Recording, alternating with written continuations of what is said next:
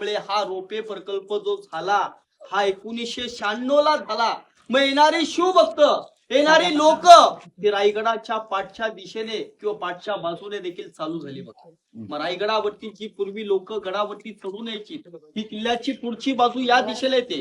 रायगडाला total ज्या पायऱ्या ज्या आहेत ना या जवळ 2360 पायऱ्या आहेत. रायगडावरती यायचं म्हटलं तर साधारण आपल्याला 1.5 ते 2 तास जातात. पण रायगडाच्या रोपे प्रकल्पाने अवघ्या 4 मिनिटात रायगडावरती जो प्रवेश जो केला ना हा रोपे प्रकल्प बघा. 4 मिनिटात तर रायगडावरती आलोय.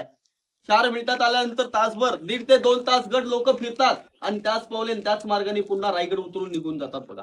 मग रायगडावरचं सौंदर्य, रायगडावरचं महत्व हे देखील समजून येतं का आपल्याला? नाही का नाही? रायगडावरचं जर सौंदर्य महत्व जर जाणून घ्यायचं असेल तर गडाच्या पायथ्या बसून जे महात्यापर्यंत जी लोक चढून येतात यांना रायगडावरचं देखील सौंदर्य देखील समजून येतं बघा. रायगड किल्ला निवडला कसा, निवडून घेतला कुणाकडून आणि गडावरची देखील बांधकामं केली कशी, हेच रायगडावरचं सौंदर्य हे पाहिल्यानंतर कळतात.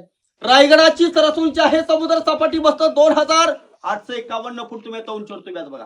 ज्या रोपे प्रकल्पाला जिथे गाडी लावली ना, जिथे कार सोडली तिथून 1375 फूट उंचीवर उभ्यात बघा. मग रायगडावरचा भव्य तू टोटल जो परिसर जो आहे ना हा जवळ 1200 एकराचा गड आहे बघा.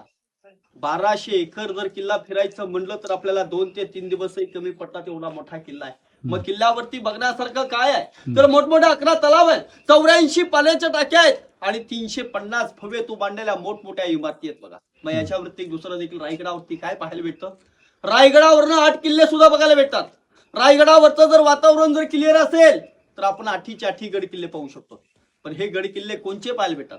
लिंगाणा, तोरणा, राजगड, तांबरगड, सोनगड, मानगड, मकरंदगड आणि प्रतापगड असे 8 किल्ले सुद्धा बघायला भेटतात. पण रायगडावरचं जर वातावरण जर क्लिअर असेल तर आपण 8च्या 8 गड किल्ले काही पाहू शकतो. तर असं काही पाहता येत नाही बघा.